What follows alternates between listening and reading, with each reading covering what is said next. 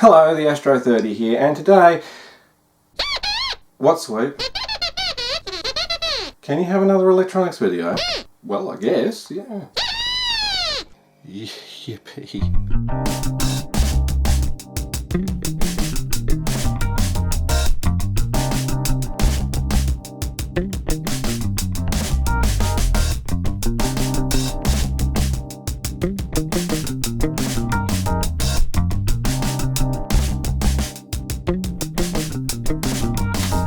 Greetings, the Astro 30 here again, a little bit under the weather today, but yeah, you get that. Not feeling the best. Could be all the alcohol I'm drinking. Anyhow, we're moving on to the next project now. I've got myself here a 1-unit rack case, and well, if you haven't already gathered from the title here of what I'm doing, basically I'm going to build a subwoofer, pre-amplifier, filter thingy, whatever you want to call it. Couldn't think of the word there for a minute.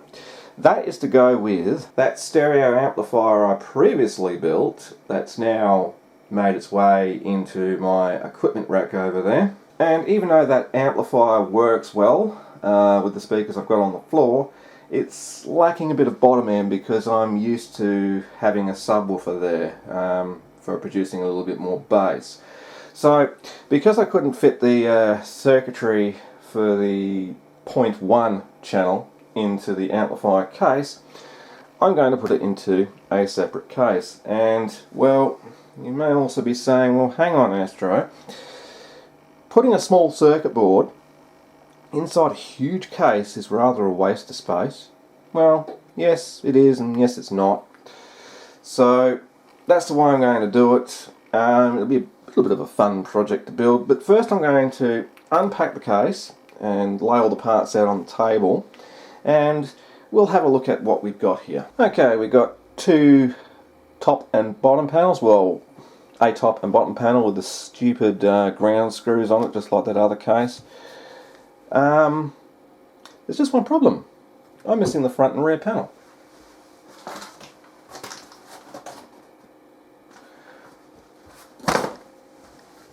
That doesn't appear to be in here. Oh dear. Well, that's not good. That's pretty useless without the front and rear. Well, I don't know what I'm going to do now. I'm going to have to take it back and say it's missing.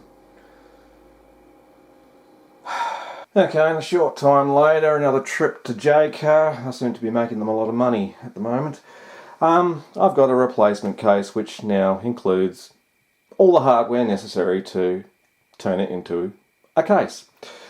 So let's unpack this one and have a look. Okay, we've got a set of instructions, the two sides, the feet which were missing out of the other one, bag of screws, two panels, one for the front, internal sub panel and a rear, plus the front panel and the top and bottom covers.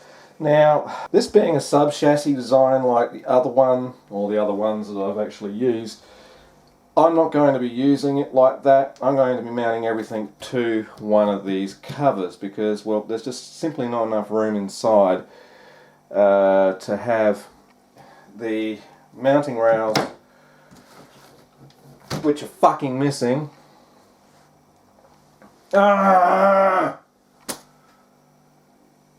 Seriously? Ever had one of those days when nothing goes right? Well, today is one of those days. I've been to J-Car for the third and final time, and now I have the sodding mounting rails. And I also realised that the handles were missing out of this kit as well. So they took the first case that I bought and took the rails and handles out of it and stuck it in this one to make a complete kit. So 2 boxes to make one. Brilliant. I was actually going to assemble it on the desk there to see how everything fitted. I don't think I can be bothered now, but I'm going to anyway. Okay, that's the sides and bottom put on. It's going to be a thorough bitch trying to get the Allen screw things in here for the front panel and the handles. God, pain in the ass.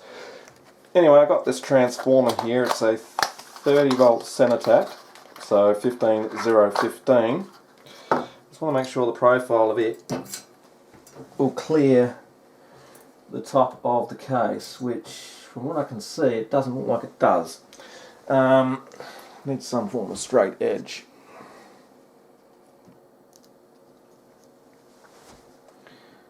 Looks like it will actually clear the top panel. Just. It's very, very close. So I'll just grab the top panel.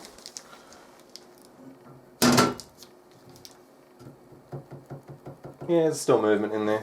So it's probably got like about 1.5 mm clearance.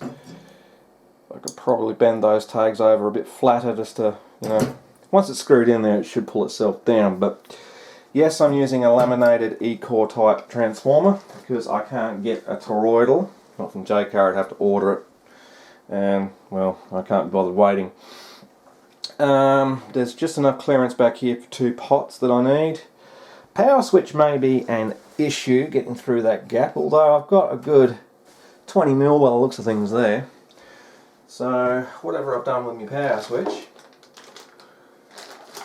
which I don't know, it seems to have soldered off. Yeah, oh, there it is.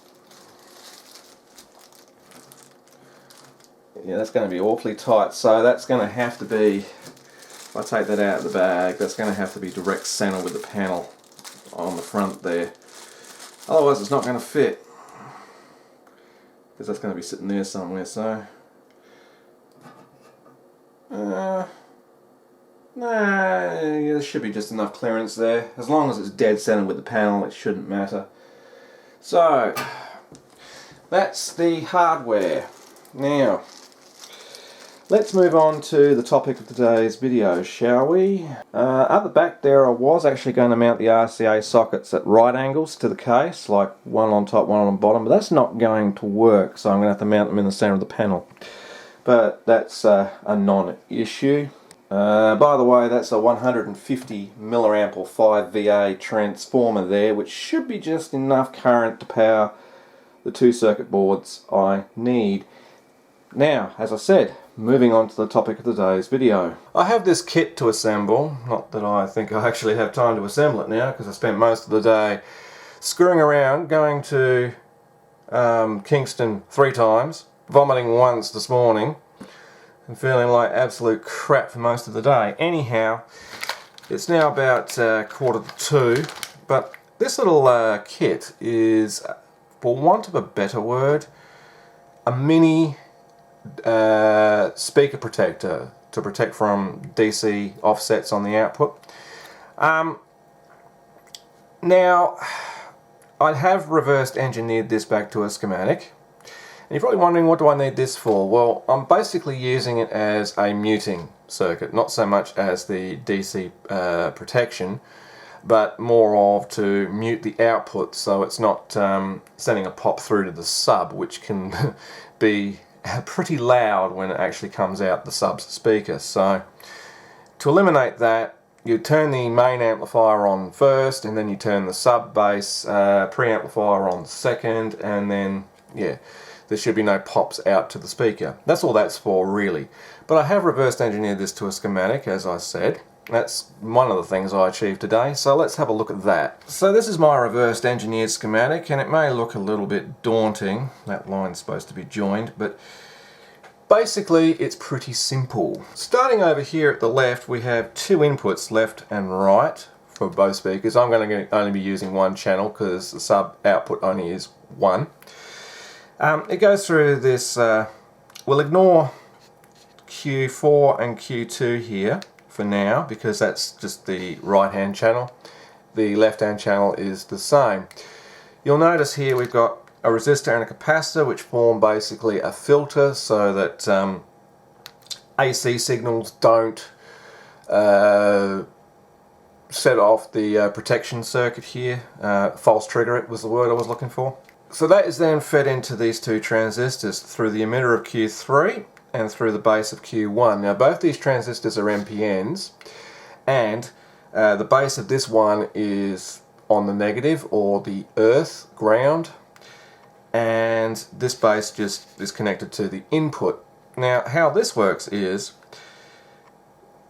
this transistor will detect the positive going DC voltage, because an NPN transistor requires a positive at its base to turn it on, and this transistor, using the emitter and collector junctions, will allow the negative DC signal to pass through to the same point here.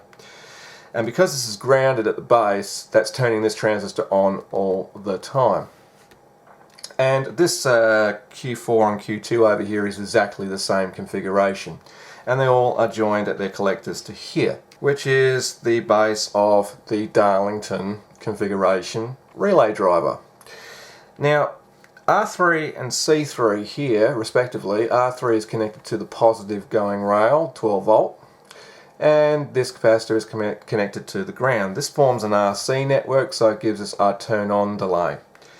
R4 here, the 15k resistor, is basically the discharge resistor for this capacitor, so when power is removed from the circuit, it will discharge this capacitor quickly, hence turning the base bias voltage for the Darlington drivers off and biasing that off, and then turning the relays off. And that's the same as when you actually turn the unit off at the wall, for instance.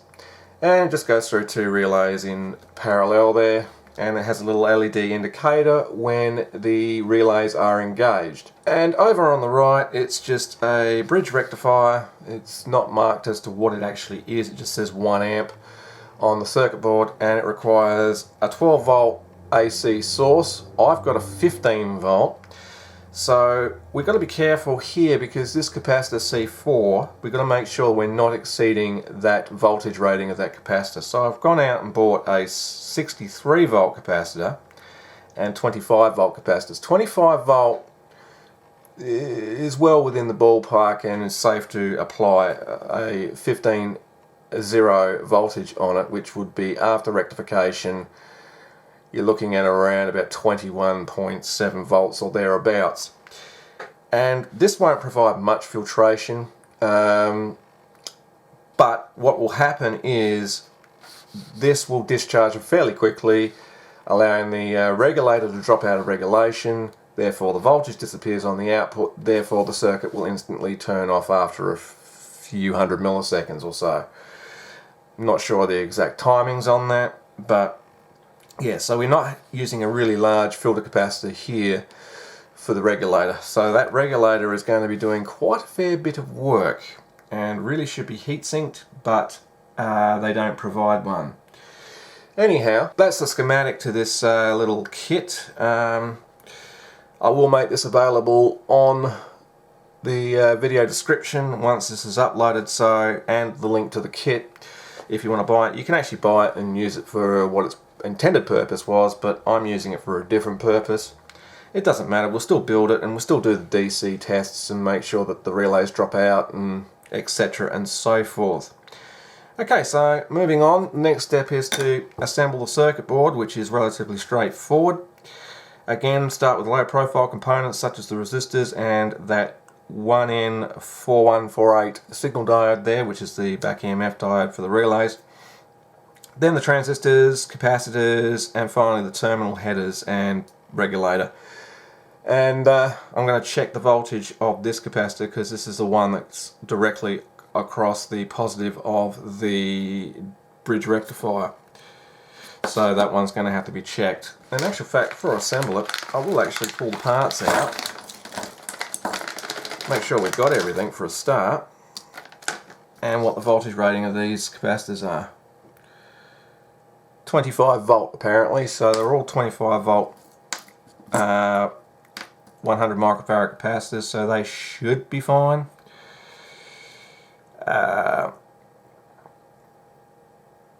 Yeah, but just don't run any higher than 15 into this, well 15 I should say, AC into it. 12 is a safeguard. That'll give you, I think it's about 15.1 odd volt DC after rectification. actually, rather than guessing. So I'll make a calculation. So 12 volt AC multiplied by 1.414 RMS is, well, it's close, 16.9. So that won't exceed the rating of the capacitor. But you can't use a 16 volt capacitor, obviously.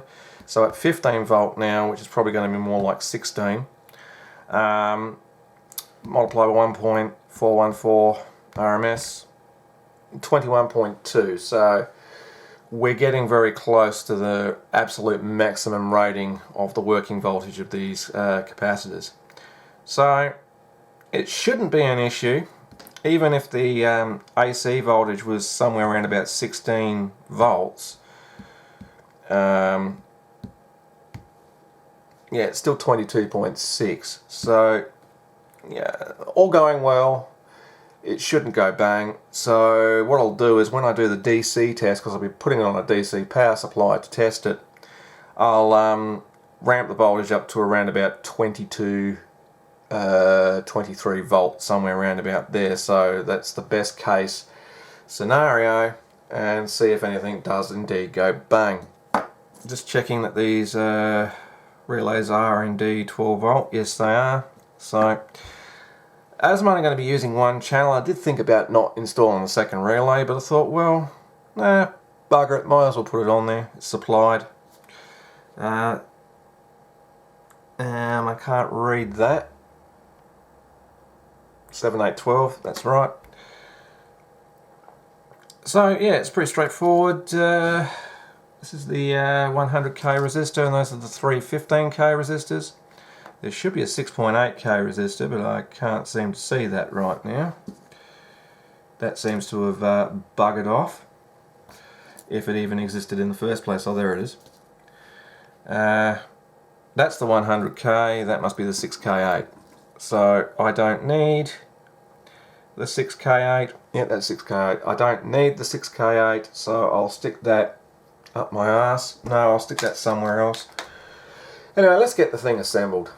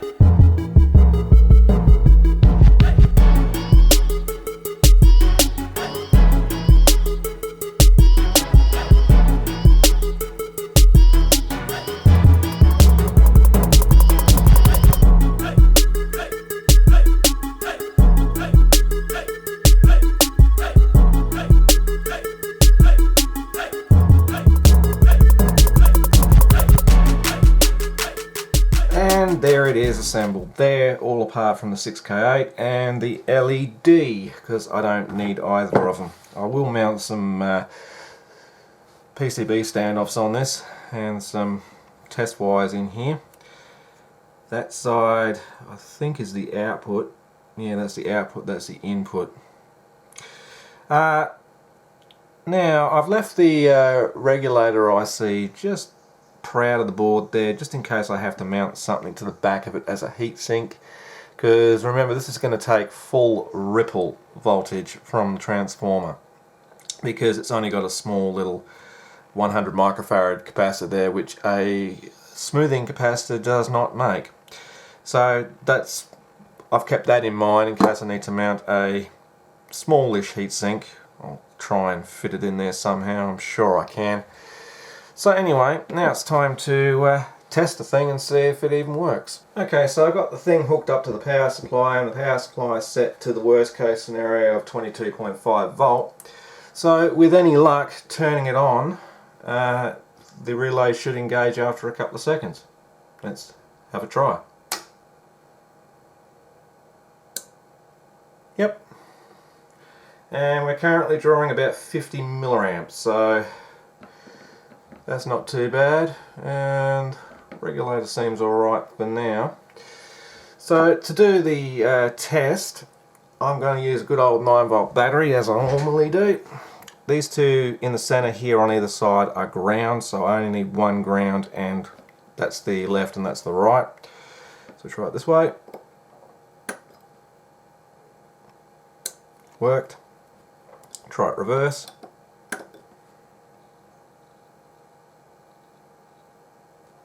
It worked, and it's taking a long time to come back.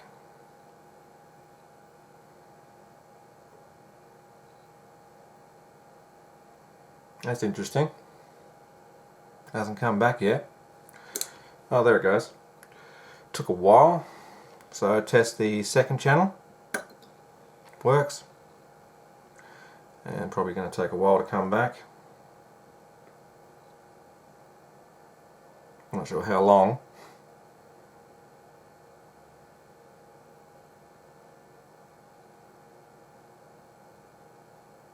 Wow.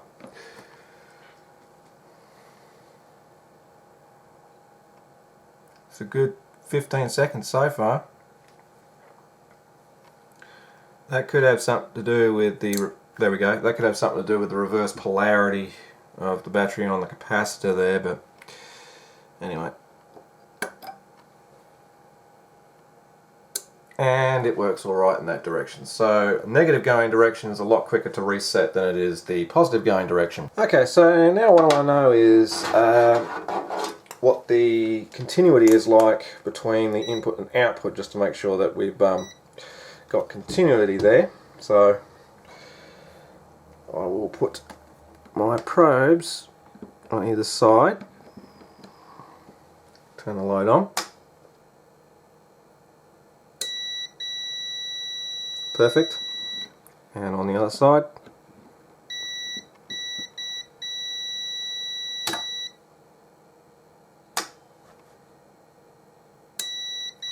Yep, perfect.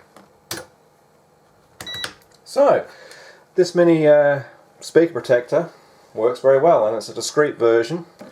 It doesn't use that micro PC1237 IC like most of them do. So that does actually work as it intended. Now, whether or not it works properly on AC is another question. Now, I can feel a bit of heat in the regulator there, a little bit. Could be just me. Anyhow, so that's working. So now moving on to the next thing, which is doing the actual sub-bass filter. Once I find what I've done with the goddamn kit, it seems to have solid off. Good thing about this kit was they supplied me with an extra 1N4148 for some reason, just in case, well, one's buggered or I lose one. Either way. Anyway, so this is going to be my new project. I hope you're going to follow along with me. I'm not going to do it all in one video. I'm going to do this in a series of parts, preferably 3. The last part will be the hardware and mounting everything in the case and making it all work and doing final testing. But the next video will be doing the filter board, as I said, once I find it, and we'll do some tests on it and see how well it works after I've reversed engineered it back to a schematic. I still haven't done that yet. But anyway, I'm going to leave this video here on the Astro 30, and if you enjoyed this video, please remember to rate, comment and subscribe below, and you can always follow me on Facebook and Twitter. The links are in the description as usual. Anyway, this is the Astro 30 saying, see ya, happy speaker protecting.